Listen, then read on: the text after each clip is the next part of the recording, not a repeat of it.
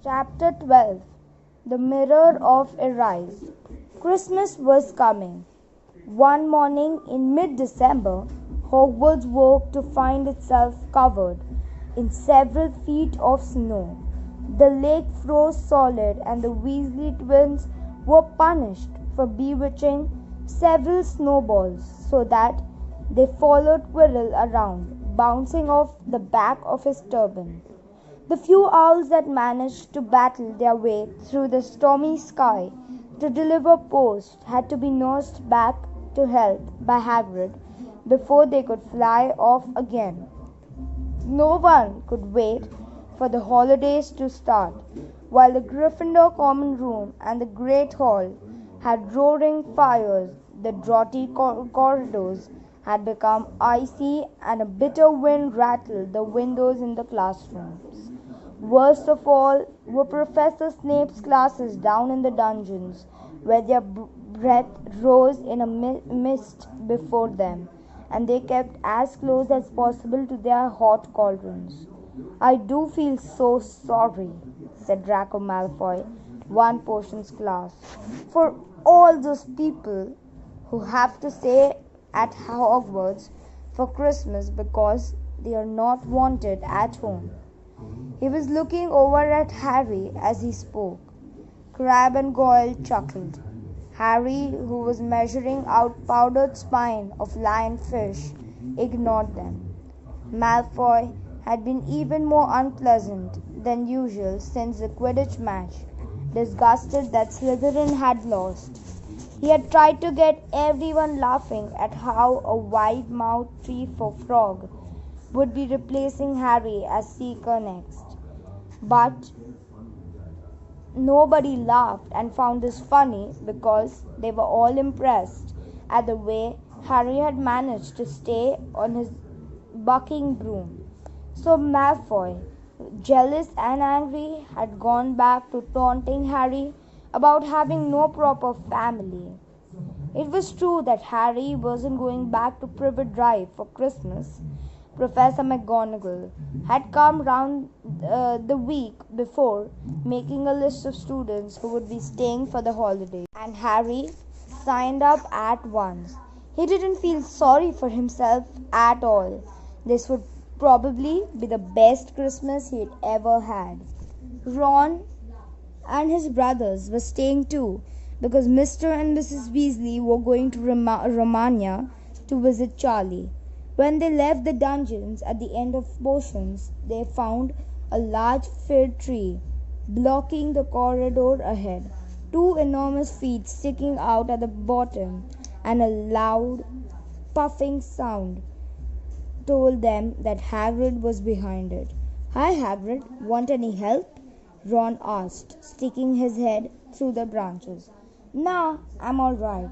Thanks, Ron." "Would you mind moving out of the way?"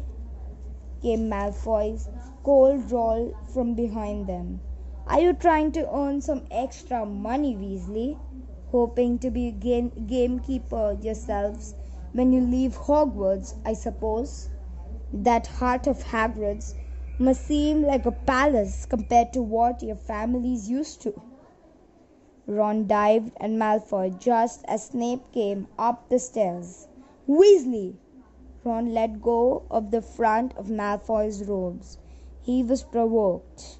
"Professor Snape," said Hagrid, sticking his huge hairy face out from behind the tree. Malfoy was insulting his family. "Be that it may, fighting is against Hogwarts rules, Hagrid," said Snape silkily. 5 points from Gryffindor, Weasley, and be grateful it isn't more.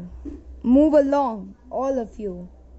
Malfoy, Crabbe, and Goyle flew past the tree, scattering needles everywhere and smirking. "I'll get him," said Ron, grinding his teeth at Malfoy's back. "One of those days I'll get him." "I hate them both," said Harry, Malfoy and Snape. "Come on, cheer up. It's nearly Christmas," said Harry. "Tell you what, come with me and see the Great Hall. Looks a treat." So Harry, Ron, and Hermione followed Hagrid and his tree off to the Great Hall, where Professor McGonagall and Professor Flitwick were busy with the Christmas decorations. Hagrid, the last three, put it in the far corner, would you? The hall looked spectacular. Festoons of holly and mistletoe hung all over the walls, and no fewer than 12 towering Christmas trees stood around the room, some sparkling with tiny icicles, some glittering with hundreds of candles. How many days you got till left until your holidays? Hagrid asked. Just one, said Hermione. And that reminds me, Harry. Ron, we've got half an hour before lunch. We should be in the library. Oh, yeah, you're right, said Ron, tearing his eyes away from Professor Flitwick, who had golden bubbles blossoming out of his wand and was trailing them over the branches of the new tree. The library, said Hagrid, following them out of the hall. Just before the holidays? Bit keen, aren't you? Oh, we're not working, Harry told him brightly. Ever since you mentioned Nicholas Flamel, we've been trying to find out who he is. You what? Hagrid looked shocked. Listen here, I've told you. Drop it. It's nothing to you what the dog's garden. We just want to know who Nicholas Flamel is. That's all, said Hermione. Unless you like to tell us and save us the trouble, said Harry added. We must have been through hundreds of books already, and we can't find him anywhere. Just give us a hint. I know I've read his name somewhere. I'm saying nothing, said Hagrid flatly. Just have to find out for yourselves then, said Hagrid, and they left him looking disgruntled and hurried off to the library. They had indeed been searching for Flamel's names ever since Hagrid had let it slip, because how else were they going to find out what Snape was trying to steal? The trouble was, it was very hard to know where to begin, not knowing what Flamel might have done to get himself into a book. He wasn't in great wizards of 20th century or notable magic names of our time. He was missing too from important modern magical discoveries and a study of recent developments in wizardry. And then, of course, there was the sheer size of the library, tens of thousands of books, thousands of shelves, hundreds of narrow rows. Hermione took out a list of subjects and titles she had decided to search, while Ron strode off down a row of books and started pulling them off the shelves at random. Harry wandered over to the restricted section. He had been wondering for a while if Flamel wasn't somewhere in there. Unfortunately, you needed a specially signed note from one of the teachers to look in any of the restricted books, and he knew he'd never get one. These were the books containing powerful dark magic, never taught at Hogwarts and only read by older students studying advanced defense against the dark arts. What are you looking for, boy? Nothing, said Harry. Madam Pince, the librarian, brandished a feather duster at him. You'd better get out, then. Go on, out! Wishing he'd been a bit quicker at thinking up some story, Harry left the library. He, Ron, and Hermione had already agreed they'd better not ask Madam Pince where they could find Flamel. That they were sure she'd be able to tell them, but they couldn't risk Snape hearing what they were up to. Harry waited outside in the corridor to see if the two had found anything, but he wasn't very hopeful.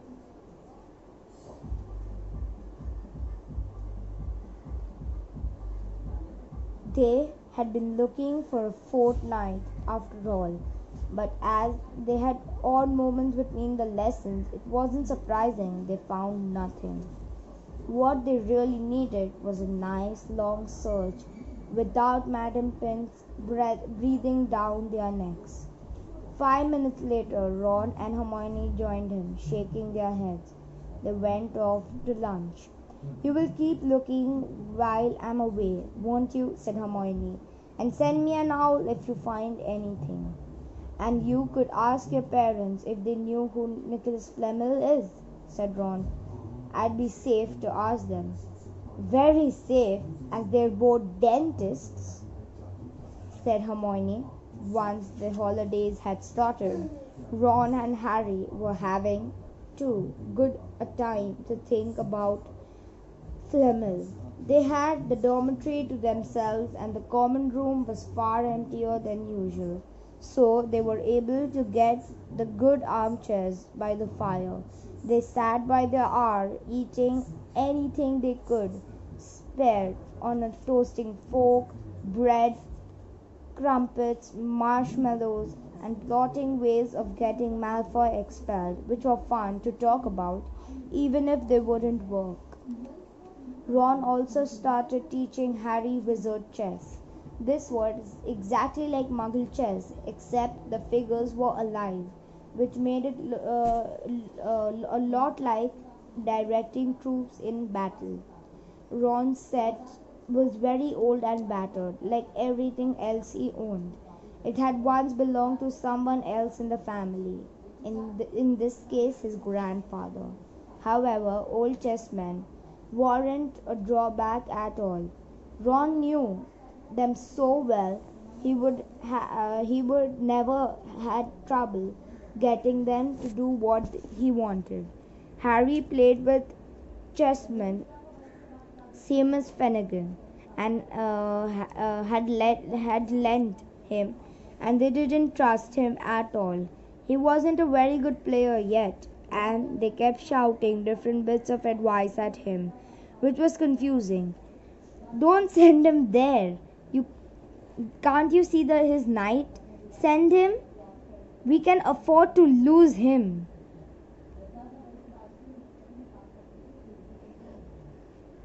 On Christmas Eve, Harry went to bed looking forward to the next day for the food and the fun, but not expecting any presents at all. When he woke early next morning, however, the first thing he saw was a small pile of packages at the foot of his bed. "Happy Christmas," said Ron sleepily as Harry scrambled out of his bed and pulled on his dressing gown. "You too," said Harry. "Will you look at this? I've got some presents." "What did you expect? Turnips?" said Ron, turning to his own pile, which was a lot bigger than Harry's. Harry picked up the top parcel. It was wrapped in thick brown paper and scrawled across it was "To Harry from Hagrid." Inside was a roughly cut wooden flute. Hagrid had obviously whittled it himself. Harry blew it. It sounded a bit like an owl. A second was a very small parcel contained a note. "We received your message and enclose your Christmas present from Uncle Vernon and Aunt Petunia." Sellotaped to the note were 50 pence piece. "That's friendly," said Harry. Ron was fascinated by the 50 pence. "Weird," he said. "What a shape!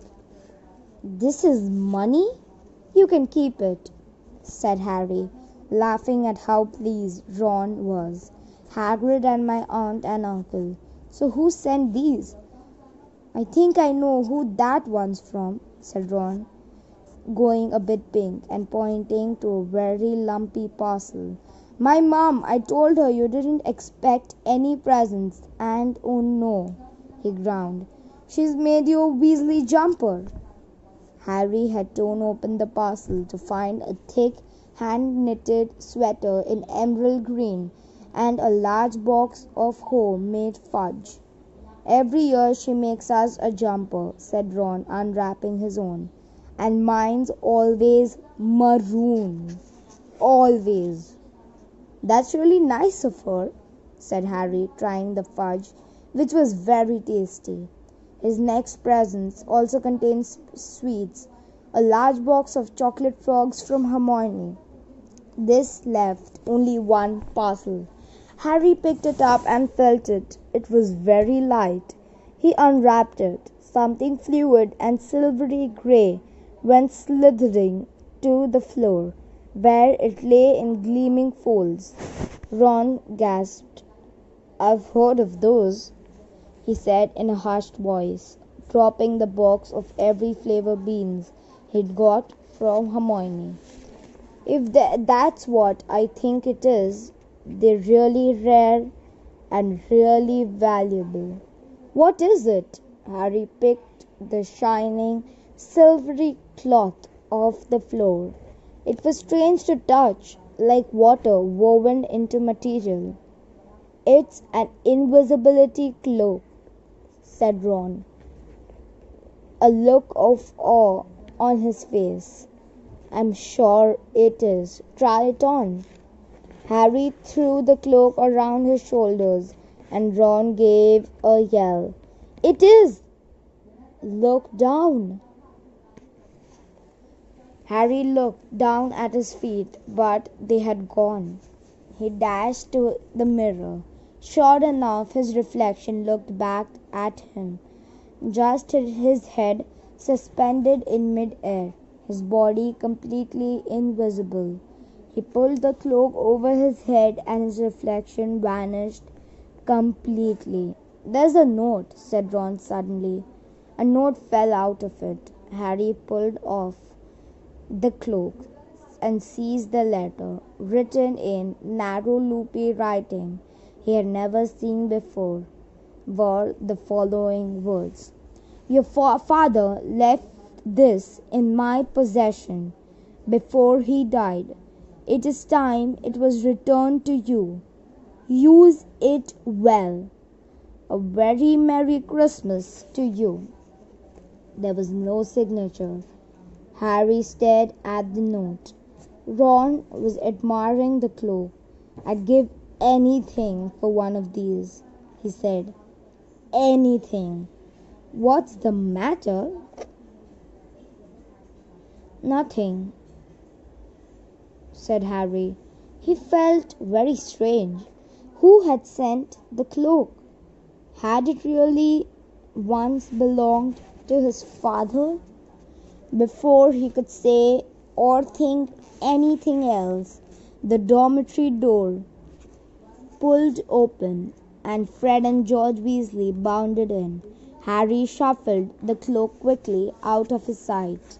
He didn't feel like sharing it with anyone else yet. Merry Christmas! Hey, look, Harry's got a Weasley jumper too. Fred and George were wearing blue jumpers with a large F on it and with another large G on it, which was yellow too. Harry is better than ours though, said Fred, holding up Harry's jumper. She obviously makes more of an effort if you're not family. Why aren't you wearing yours, Ron? George demanded. Come on, get it on. They're lovely and warm. I hate maroon, Ron moaned half-heartedly as he pulled it over his head. You haven't got a letter on yours, George observed. I suppose she thinks you don't forget your name. But we're not stupid. We know we're called Gred and Forge. What's all this noise? Percy Weasley stuck his head through the door, looking disapproving. He had clearly come halfway through unwrapping his presents as he too carried a lumpy jumper over his arms, which Fred seized. P for prefect! Get it on, Percy, come on! We're all wearing ours, even Harry got one. I don't want, said Percy thickly, as the twins forced the jumper over his head, knocking the glasses askew. And you're not sitting with the prefects today either, said George. Christmas is a time for family. The frog marched Percy from the room, his arms pinned to the sides of his jumper. Harry had never in all his life had such a Christmas dinner. 100 fat roast turkeys, mountains of roast and boiled potatoes, platters of fat chipolatas, tureens of buttered peas, silver boats of thick rich gravy and cranberry sauce, and stacks of wizard crackers every few feet along the table. These fantastic crackers were nothing like the feeble muggle ones the Dursleys usually brought with their plastic toys and their flimsy paper hats. Harry pulled a wizard cracker with Fred, and it didn't just bang, it went off like a blast, like a cannon, and engulfed them all in a cloud of blue smoke, while from the inside exploded a rear of animals' hat and several live white mice. Up and on the high table, Dumbledore had swapped his pointed wizard's hat for a flowered bonnet and was chuckling merrily at a joke Professor Flitwick had just read him. Flaming Christmas puddings followed the turkey. Percy nearly broke his teeth on a silver sickle embedded in his slice. Harry watched Hagrid getting redder and redder in his face as he called for more wine, finally kissing Professor McGonagall on the cheek, who, to Harry's amazement, giggled and blushed, her top hat lopsided. When Harry finally left the table, he was laden down with a stack of things out of the crackers, including a pack of non-explodable luminous balloons, a grow your own Watts kit, and his own new wizard chess set. The white mice had disappeared, and Harry had a nasty feeling they were going to end up as Mrs. Norris's Christmas dinner. Harry and the Weasleys spent a happy afternoon having a furious snowball fight in the grounds. Then, cold, wet, and gasping for breath, they returned to the fire in the Gryffindor common room, where Harry broke in his new chess set by losing spectacularly to Ron. He suspected he wouldn't have lost so badly if Percy hadn't tried to help him so much. After a tea of turkey sandwiches, crumpets, trifle, and Christmas cake, everyone felt too full and sleepy to do much before bed except sit and watch Percy chase Fred and George all over the Gryffindor Tower because they'd stolen his prefect badge. It had been Harry's best Christmas day ever, yet something had been nagging at the back of his mind all day. Not until he climbed into the bed was he free to think about it, the invisibility cloak and whoever had sent it. Ron, full of turkey and cake and with nothing mysterious to bother him, fell asleep almost as soon as he'd drawn the curtains of his four-poster. Harry leant over the side of his own bed and pulled the cloak out from under it. His father's. This had been his father's. He let the material flow over his hands, smoother than silk, light as air. Use it well, the note had said. He had to try it now. He slipped out of his bed and wrapped the cloak around himself. Looking down at his legs, he saw only moonlight and shadows. It was a very funny feeling. Use it well. Suddenly, Harry felt wide awake. The whole of Hogwarts was open to him in his cloaks. Excitement flooded through him as he stood there in dark and silence. He could go anywhere in this, anywhere, and Filch would never know. Ron grunted in his sleep. Should Harry wake him? Something held him back. His father's cloak. He felt that this time, the first time, he wanted to use it alone. He crept out of the dormitory, down the stairs, across the common room, and climbed through the portrait hole. "Who's there?" squawked the fat lady. Harry said nothing. He walked quickly down the corridor. Where should he go? He stopped, his heart racing, and thought. And then it came to him. The restricted section in the library. He'd be able to read as long as he liked, as long as it took to find out who Flamel was. He set off, drawing the invisibility cloak tight around him as he walked. The library was pitch black and very eerie. Harry lit a lamp to see his way along the rows of books. The lamps looked as if it was floating along in mid-air, and even though Harry could feel his arm supporting it, the sight gave him the creeps.